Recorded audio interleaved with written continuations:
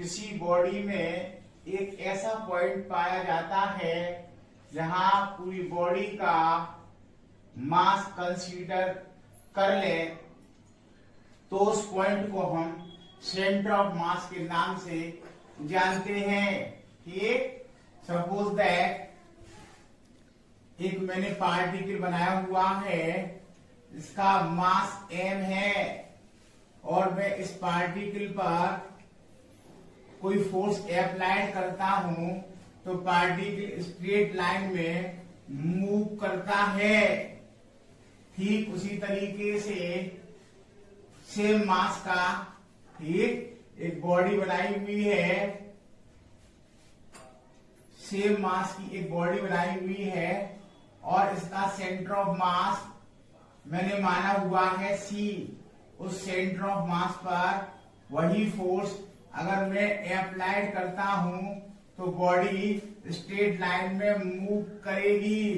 इस तरीके से मैं कहूंगा कि बॉडी रोटेट नहीं करेगी। तो बॉडी के किसी ऐसे पॉइंट पर फोर्स लगाया जाए तो बॉडी स्ट्रेट लाइन में मूव करती है, तो हम कह सकते हैं लगाया हुआ फोर्स बॉडी के सेंटर ऑफ मास पर है। अब हम दोस्तों सेंटर ऑफ मास को डिस्कस करेंगे। तो दोस्तों हमारी हेडिंग है centre of mass of a system of two particle. तो दोस्तों मैंने एक कार्टेशियन बनाया हुआ है x y। ठीक, इसका ऑरिजिन O है, इसके x एक्सिस पर एक particle m1 and particle m2 रखे हुए हैं। ऑरिजिन से पार्टिकल m1 की एक पोजीशन x1 y, जबकि नेक्स्ट पार्टिकल इसका मास m2 है, इसकी पोजीशन x2 है। अब हम देखेंगे दोनों पार्टिकलों के बीच में एक ऐसी जगह पाई जाती है, ठीक, जिस सेंटर ऑफ मास के नाम से जानते हैं। और इस पॉइंट पर अगर मैं किसी प्रकार का फोर्स अप्लाई करता हूं तो बॉडी स्ट्रेट लाइन में मूव करेगी और इस पॉइंट की जो पोजीशन है वो एक एक्स सेंटर ऑफ मास के नाम से जानी जाती है। अब मैं आपको एक बात बताना चाहूंगा कि पार्टिकल का मास और उसकी पोजीशन का प्रोडक्ट एक मोमेंट के नाम से जाना जाता है। इस तरीके से किसी भी मोमेंट पार्टिकल का मोमेंट कांस्टेंट होता है। अगर हम ये अप्लाई करते हैं तो हमने देखा पहले पार्टिकल का मास और इनटू उसकी पोजीशन प्लस पार्टिकल का मास m2 और उसकी पोजीशन x2 इक्वल्स टू, अगर हम बात करते हैं सेंटर ऑफ मास की, ठीक, तो वहां हम दोनों पार्टिकलों के मास को कंसीडर करेंगे और सेंटर ऑफ मास की जो पोजीशन है एक वेक्टर x, एक पोजीशन के नाम से हम देखेंगे। तो हम देखेंगे कि सेंटर ऑफ मास की जो पोजीशन है हम इस तरीके से फाइंड करेंगे m1 x1 वेक्टर के साथ plus m2 vector x2 upon m1 plus m2। इस तरीके से मैंने इक्वेशन फर्स्ट डिसाइड कर दी। हेलो दोस्तों, तो हम 1 बाय 1 एक एक करके केस सॉल्व करते हैं। तो मैंने केस फर्स्ट डाला हुआ है, ठीक, इस केस फर्स्ट में जो सेंटर ऑफ मास की पोजीशन कांस्टेंट ले ली।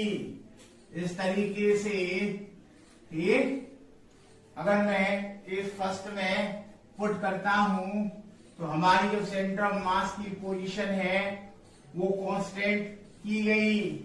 ठीक, सेंटर ऑफ मास की position equals to mass m1 into position x1 plus mass m2 position x2 upon m1 plus m2। इस तरीके से मैंने केस फर्स्ट में सेंटर ऑफ मास की पोजीशन को कांस्टेंट किया हुआ है दोस्तों। अब हम मिलते हैं केस सेकंड के साथ, जिसमें हम बताएंगे कि हम पोजीशन को, ठीक, जो सेंटर ऑफ मास की पोजीशन है उसको हम ऑरिजिन पर लाई कराएंगे। तो मिलते हैं आफ्टर सम टाइम। हेलो दोस्तों, तो हमारा सेकंड केस कुछ इस तरीके का है कि सेंटर ऑफ मास की पोजीशन को मैं ऑरिजिन पर लाई करता हूं। इस तरीके से मैंने माना हुआ है कि सेंटर ऑफ मास का कोऑर्डिनेट 0 ऑरिजिन पर, ठीक। तो हम देखते हैं एक फॉर्मूला कुछ इस तरीके से लिखा जाएगा, 0 equals to mass m1 into position x1 plus mass m2 position x2 upon m1 plus m2। और इस तरीके से m1 प्लस m2 का मल्टी किया 0 से, तो हमने देखा 0 equals to mass m1 into position x1 plus mass m2 position x2। इस तरीके से दिस इक्वेशन सेट हो जाती है। अगर मैं पोजीशन जो x सेंटर ऑफ मास की 0 पर लाई करता हूं, यानी एट ऑरिजिन, तो मैं कहूंगा कि हमारा जो सेंटर ऑफ मास सिस्टम का है वो ऑरिजिन पर लाई करता है। तो हमने पाया m1 into position x1 equals to minus m2 into position x2। तो हम इस कॉन्सेप्ट का यूज करेंगे, ठीक दोस्तों। सिमिलरली वे इसी तरीके से दोस्तों हम सेंटर ऑफ मास को बाई एक्सिस पर सेट करेंगे। तो मैंने फिर कार्डियन बनाया हुआ है एक्स एंड वाई। इस तरीके से ऑरिजिन O है और यहाँ एक पार्टिकल है जिसका मास m1 है, और बाई एक्सिस पर ये पोजीशन y1, y जबकि अदर मास पार्टिकल m2 और इसकी पोजीशन y2 ली हुई है। इन दोनों पार्टिकलों के बीच में एक पोजीशन है, इसे हम सेंटर ऑफ मास के नाम से जानते हैं, और दोनों पार्टिकलों के मास को हम सेंटर ऑफ मास का कंसीडर कर सकते हैं, और इसकी position by centre of mass के नाम से ली गई। इस तरीके से बाई एक्सिस पर centre of mass can be written as m1 by 1 plus m2 by 2 equals upon m1 plus m2। ठीक, अगर नेक्स्ट पार्टिकल अगर n तक है और प्लस डॉट डॉट डॉट, ठीक। इस तरीके से हम सेंटर ऑफ मास के फॉर्मूले को सेट करते हैं।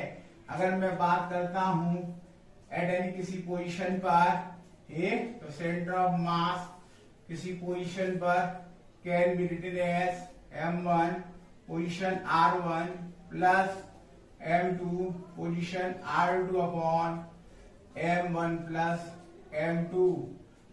और पार्टिकल अगर n है तो प्लस डॉट डॉट हम n पार्टिकल तक कंसीडर कर सकते हैं। और इस तरीके से हमने फॉर्मूला सेट कर दिया दोस्तों। अब हम बताएंगे कि इसका यूज हम किस तरीके से करेंगे। हेलो दोस्तों, हमारा फर्स्ट एग्जांपल है पहले फर्स्ट केस का। तो फर्स्ट केस का first example, what are coordinate of centre of mass of 3 particle system show in the figure. तो मैंने फिगर में 3 पार्टिकल दिखाए हुए हैं। पहला पार्टिकल जो है 3 kg का है जो ऑरिजिन पर लाई करता है। सेकंड पार्टिकल 8 kg का है, इसके कोऑर्डिनेट 1 2 है। और लास्ट पार्टिकल थर्ड 4 kg का दोस्तों, इसके जो कोऑर्डिनेट है 2 और 1 है। इस तरीके से हम इन 3 पार्टिकलों का सेंटर ऑफ मास एक जानना चाहते हैं। तो सबसे पहले सॉल्यूशन में मैं बात करूंगा 3 kg के पार्टिकल की जिसके कोऑर्डिनेट 0 0 हुए, वाइल जबकि नेक्स्ट पार्टिकल जो 8 kg का है उसके कोऑर्डिनेट 1 and 2 हुए। अब मैं बात करता हूं लास्ट पार्टिकल 4 kg की, तो इसके कोऑर्डिनेट 2 and 1 हुए। इस तरीके से दोस्तों मैंने तीनों पार्टिकलों के कोऑर्डिनेटों को लिख लिया। अब मैं बात करता हूं कि एक्स पोजीशन पर सेंटर ऑफ मास की, तो this formula can be written as m1 x1 plus m2 x2 plus m3 x3 upon m1 plus m2 plus m3। अगर मैं वैल्यू पुट करता हूं तो 3 kg और इसका कोऑर्डिनेट 0 प्लस 8 kg, इसका coordinate 1 plus next particle 4 kg, इसका एक कोऑर्डिनेट 2 है अपॉन 3 प्लस 8 प्लस 4। ये पार्टिकलों के मास हो गए। इस तरीके से एक्स एक्सिस पर हमने पोजीशन देखी 0 प्लस 8 1 जा 8, 4 2 जा 8 अपॉन 8, ये होगा आपका 15। इस तरीके से 16 अपॉन 15 मीटर हमने एक्स पोजीशन पर सेंटर ऑफ मास फाइंड कर लिया।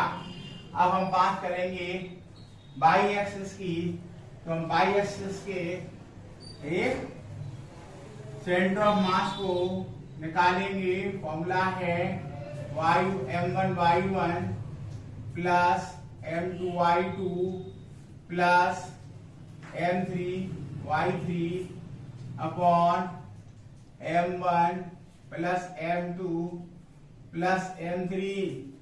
अब बाई एक्सिस पर मैं पोजीशन निकालना चाहूं तो पार्टिकल का पहला मास 3 kg, इसके coordinate 0 plus second particle 8 kg का है, इसका बाई कोऑर्डिनेट 2 है। लास्ट पार्टिकल 4 kg का, इसका कोऑर्डिनेट 1 है अपॉन तीनों पार्टिकलों का मास 1, तो 3 प्लस 8 प्लस 4। इस तरीके से हमने देखा 8 0 1 16 प्लस 4, तो कितना हुआ दोस्तों 20 अपॉन 15। इससे 5 से ब्रेक किया 4/3 मीटर। इस तरीके से हमने सेंटर मास के कोऑर्डिनेट निकाल लिए। तो मैं कहूंगा X coordinate of centre of mass and Y coordinate of centre of mass. X coordinate आपका आया है दोस्तों 16/15 मीटर, वाई जबकि वाई कोऑर्डिनेट 4/3 मीटर। इस तरीके से हमने एक सेंटर ऑफ मास के कोऑर्डिनेटों को फाइंड किया हुआ है। हम बात करते हैं नेक्स्ट एग्जाम्पल की। हेलो दोस्तों, हमारा second example of first case का है a rigid body of a 3 kg mass connected to 2 kg mass by massless rod. एक मासलेस रॉड है जिससे दो बॉडी कनेक्ट है। एक 3 kg की है और एक 2 kg की है। इसकी पोजीशन R1 आपको दी हुई है 2 I1 cap plus 5 J cap metre. जबकि 2 kg है 2 kg, उसकी पोजीशन कुछ इस तरीके की है 4I plus 2J cap metre. Find position and coordinate of centre of mass. तो दोस्तों मैं आपको बताऊंगा कि 3 kg है उसकी लोकेशन है आपको गिवन है। तो 3 kg का मास है उसकी लोकेशन गिवन है R1 vector equals to 2 I cap plus 5 J cap metre. एक 2 kg का एक पार्टिकुलर बॉडी है, उसकी पोजीशन कुछ इस तरीके की है। 4 I cap plus 2 J cap metre.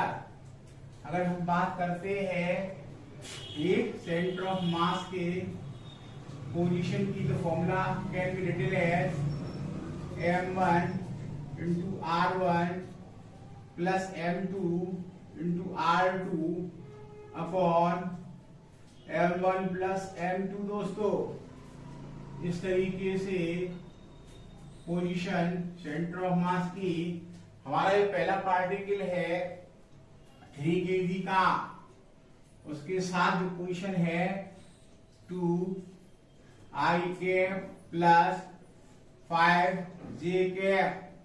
Next body जो 2 kg की है मैंने पुट कर दी 5, जबकि इसकी position 4 I cap plus 2 J cap upon mass.